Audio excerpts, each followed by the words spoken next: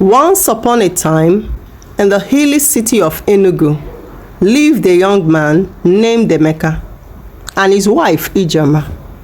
They were happily married after 1 year of engagement.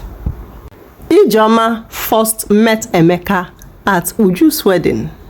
Uju Okoli is one of Ijeoma's closest friends during her university days. Their first meeting was at the wedding reception dance floor. Emeka was so captivated by her dance steps and humor that he got up to spray her money. Ijeoma quickly stopped dancing and started picking her money. "Thanks, Mr. Generous," she said amidst a deep, warm smile. "My name is Emeka," Emeka said, not wanting his chance to slip by. "Can we take a dance together?" he asked. "How much will you pay me for an extra dance?" Ijeoma asked cheaply, her eyes taking on a funny look. "It all depends on how long you are able to dance," he said, as both of them looked at each other and started laughing. From then on, their conversation flowed effortlessly. They find themselves sharing their stories, dreams, and laughter. All through their 1 year of engagement, they were each other's best friends, and still, after their wedding, they remained as close as ever. While Ijeoma carried her first pregnancy, it became obvious that her job in the chemical factory would jeopardize the health of their unborn child.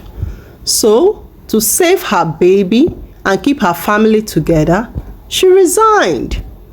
"It's even better you resign and stay at home and take care of us," Emeka said enthusiastically, his eyes shining with love and his face beaming with happiness as they returned from Ijeoma's antenatal.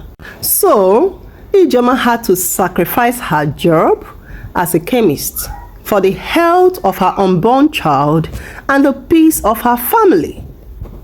In the afternoon, Ijeoma would cook lunch for her husband and take it to his supermarket shop, helping him sell goods to his numerous customers until they come back together at night. For Emeka had a supermarket shop at the center of Enugu. Soon, Emeka was counting his blessings. His business boomed in leaps and bounds that he even bought a car and started building a house for his family. "Have brought me much luck," Emeka said to Ijeoma. "I never believed life can turn out as good as it is now." Soon, Ijeoma put to bed a bouncing baby girl whom they named Ngozika. Life is indeed beautiful for the young family as they welcome their first baby, a baby girl. Emeka's group of friends were very excited as they all gathered in his house, drinking and hailing Emeka at the top of their voices. It was indeed a time of merriment for the young family and all their well-wishers. Emeka also began to build a beautiful mansion for his family, looking forward to finishing it and packing in with them. One of Emeka's friends, Achike, was very enthused at his progress. Amongst his circle of friends, Achike was known as the friend's friend. He is always available for advice and solutions amongst his friends. But Achike was a chronic womanizer as he has no wife. Emeka, the faithful virgin, he will usually call him, laughing at the top of his voice. As a rapper is to a woman's waist, so are you, Emeka, on your wife's waist, he will often tease him. Let's go out and drink and catch fun. Now we are young, he said. Forget about women and their wahala. My wife don't have any single problem, came Emeka's reply. Ta! Achike replied him. All women have problem. That is why as a man, you need to be distant from them so that you can enjoy your life and have fun, he advised.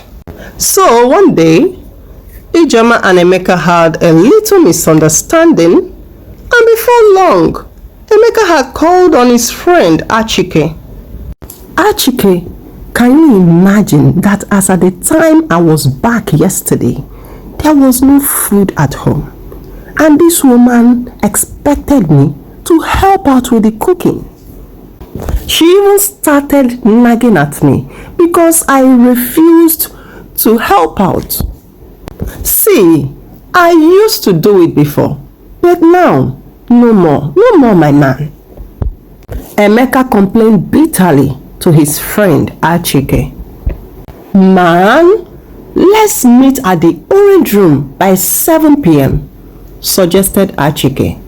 Come and enjoy your life and forget about women and their problem. So, by 7 p.m, Emeka and his friend Achike were there at the Orange Room with grills and barbecue and wine to enjoy themselves, and some prostitutes to use and wash everything down. So Achike spoiled Emeka with food and women who were there to rub his bird and his shoulder after he became weak with wine. Emeka was very happy to have discovered this version of life Achike showed to him. So from then on, every weekend, Emeka looked forward to going out with his friend Achike at their usual meeting place. There, Emeka met with a prostitute by name Odenko. Odenko was more determined to get her own fair share from Emeka, so she made more arrangements and warmed herself to becoming Emeka's special massager. At first, Ijoma was taken aback at the things she began to notice from her husband, the late nights, and the way he would suddenly go outside the house to answer his calls. Ijoma was still trying to put the pieces of the puzzle together when one day she overheard her husband making some calls at the restroom. As she stopped by, she overheard him making some calls with Odenko. Yes, babe, I will send you the 200,000 this morning, she overheard him say. Ijoma was surprised and angry at the same time. Her puzzle had finally been solved. As at that time, she was already pregnant for her second baby. It was a very trying time for her, as Emeka prefers to dole out money to her side chick, Odenko, than bringing out money for their family upkeep. Ijoma was disappointed at her husband, Emeka. She tried all things possible to stop him from seeing his side chick. She first went to prayer houses, but it didn't work. So she threatened him with divorce. But that went on a deaf ear. One day, Emeka was out there at the Orange Room, complaining about his wife. She nags at me at every now and then, he complained to Achike. Did I not tell you that women have problems and should be kept at arm's length? Emeka went deeper into womanization, sleeping outside his home for days on end. The nagging woman should make sure she gives you a male child this time around. If not, red card will be given to her and a replacement will be found. said Emeka's friend Achike. So, on that fateful day, when Emeka was called that his wife was in labor, he was busy that night drinking till late around 11 p.m. Finally, Emeka drove with his side chick Odenko to visit his wife Ijoma, who was in labor. He drove into the hospital with his side chick and he then entered the ward. At the reception, he first saw the doctor beaming with smiles. "Congratulations, sir. Your wife has just put to bed," he announced. Emeka walked past the doctor into the ward, and as soon as he saw his wife Ijoma, he asked her, what did you give birth to?" "God has blessed us with another baby girl," Ijoma said, still beaming with smiles. Despite the stress of the labor, Emeka simply gave a deep sigh, and without taking another look at the baby, he simply turned back and went into his car and drove off with his side chick. Later that evening, Ijoma's mother was called upon to come quickly to take care of her daughter, so she arrived and came straight to the hospital. "Ijoma, my child, don't worry, everything will be alright," Madam B assured her daughter Ijoma. Soon, they were discharged from the hospital, but by the time they reached home, Emeka's belongings, including his new car, were nowhere to be found. Ijoma was devastated and in sorrow as she lost her second daughter. A week later, Emeka came to pick up the rest of his clothes, which he had left. "I have married a second wife," he informed Ijoma, "and she's going to give me a baby boy," he said. So Ijoma felt a rush of cold chills all over her that afternoon. After Emeka had left, the shock of the news Emeka brought her weakened her as her blood pressure soared. Ijoma was rushed to the hospital. By now, Emeka and Odenko had packed into the family mansion he had built, while Ijoma was discharged from the hospital.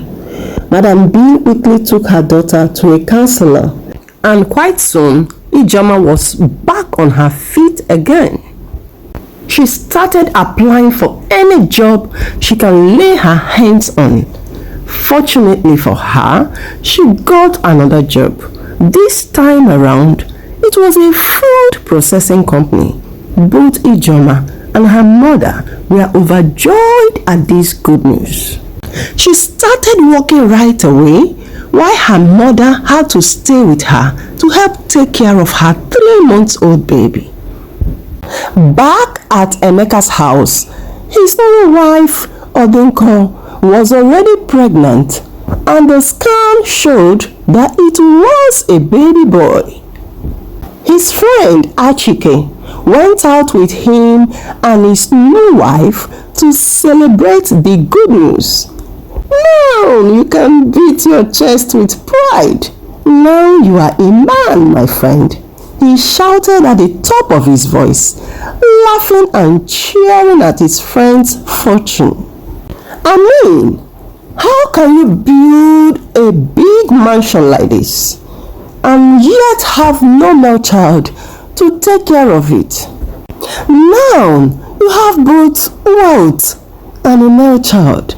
Your big manity is complete now," shouted Achike at the top of his voice.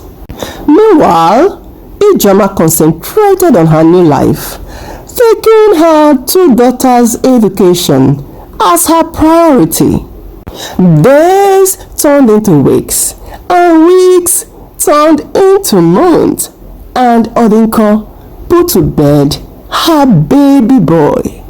News was all over the place that her husband's side chick, Olinko, had given her husband a male child. Emeka marked the arrival of his baby boy in a week-long celebration with live band playing and people feasting. 20 years later, Ngozika, Ijeoma's first daughter, had graduated from medical school, while her younger sister Oluchi studies fine art at the university. She floated a hospital in partnership with her husband, Dr. Anthony, who also is a medical doctor.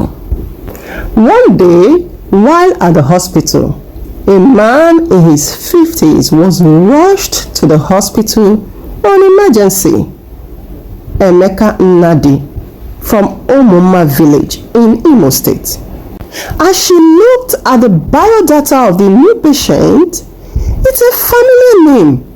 Her daddy's name, or could it be a coincidence? At first, Ngozika was not so sure that it was her daddy. She therefore went back home and took a better look at the old pictures her mother had kept.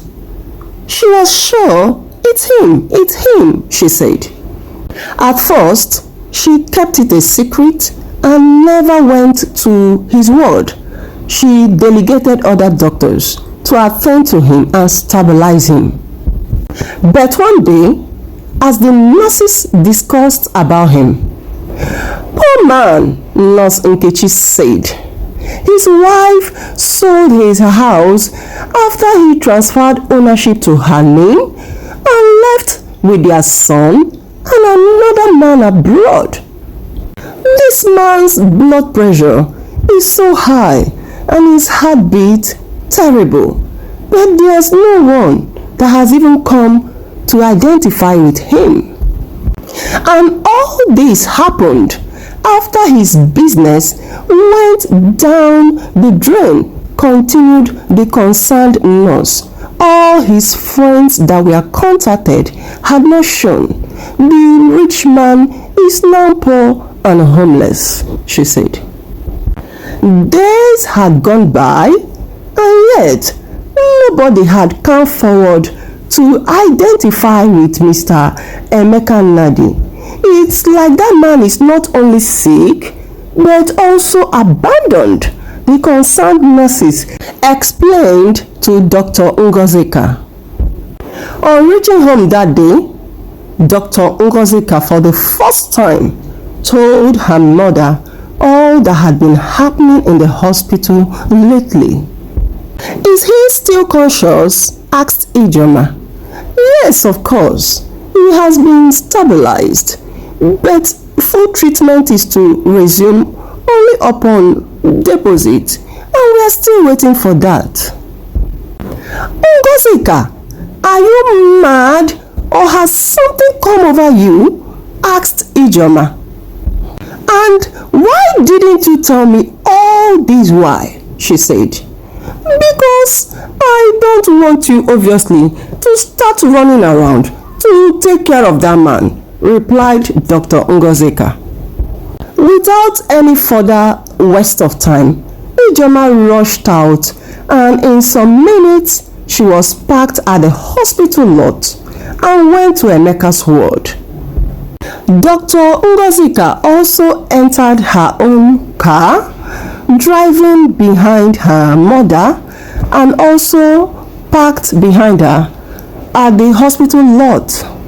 Emeka was taken aback as he saw Ijeoma enter his ward, followed by their daughter, Ngozika. For the only time Dr. Ngozika had gone to his father's ward, he was yet unconscious. Begin his treatment immediately, commanded Ijeoma. At first, Emeka feared for his life, thinking that his abandoned daughter would give him some injection for him to die. But on the opposite, he was treated and discharged from the hospital, Emeka was very ashamed of himself. Ovinko had craftily gotten him to sign the house document over to her because of the son she bore for him. After Emeka's business began to dwindle, he had taken solace in the fact that the area he built his mansion had doubly appreciated and was still contemplating on selling it off in order to start life all over again with his wife Ovinko and their only son. But prior to this, he had written over the name of the document to his wife Ovinko, thinking that they are together. I mean, she bore me my only son, so where will she ever run to? Emeka had thought. One day, Emeka came back in the evening, exhausted and unsure of what next to do. He moved towards the dining, calling out to his wife, Ovinko, and his son, Ihanacho. He was startled at the piece of white note he saw at the dining table. As he opened the note read, Dear Emeka, the economic situation in the country is so harsh. By the time you are seeing this note, I, my son, and his real father Achike have jackpot out of the country. For good. Just calm down, eh? Don't stress it or bother looking around for us. You can't ever find us again. Emeka could hardly believe his eyes. His hands started trembling as his throat quickly dried up. He rushed out to know if the security man was still there, but he saw no one. What seems like stars were coming out of his eyes, and the next thing he knew was he found himself awake on the hospital bed. Tears streamed down Emeka's cheeks as he told the story of his folly to his wife Ijoma and their 2 daughters. Mommy, this is but crocodile tears. I mean, if this woman have not sold his house and run away with the money, this man would have not been sorry for what he did to us, said Ngozika. See, I am not sorry for you. I just treated you for my mother's sake. As far as I am concerned, I have no father. You are just like another man on the street, Dr. Ngozika continued. At this, Emeka cried even more. I am sorry I have hurt you people. Even if you won't accept me, there's no problem. Let me just know that you have forgiven me. I will go back to the village happy that I am a forgiving man, said Emeka. Ijoma called her 2 daughters, Ngozi and Oluchi, for a meeting. I think your father is remorseful and should be given a second chance. At this, both girls were not happy. No, mommy, don't even go there. How can you prove that this man is truly remorseful? His tears are crocodile tears, and his words are as empty as his tears, they said. No, now, he can't get our forgiveness on a platter of gold, they all said. So the 2 girls refused to forgive their father. Calm down, mommy. You can't prove remorsefulness by a man's words, but by his actions. If he is truly sorry, we need to see it in his actions over time. The two girls said. As the argument heated, Emeka went outside and went to check if he can still see any dime in his account. Fortunately, he saw 3,000 naira still remaining in his old account. He withdrew it and set on his way back to his village, the Umoma village in Imo State. Hey friends, hope you enjoyed this wonderful story. Did you learn any lessons from it? Please share your thoughts with us on the comment section below. Remember to subscribe as we load you with more wonderful stories at African Tales by Oma. Remember to join our group as we supply you with our beautiful, proudly made in Nigeria handbags and jewelries. I love you so much. God bless you. Bye-bye for now. No controversy. Nigeria is your next China. Take a look at what we have here. Just take a look. Do you like it? Do you love it? Do you love all that you are seeing here?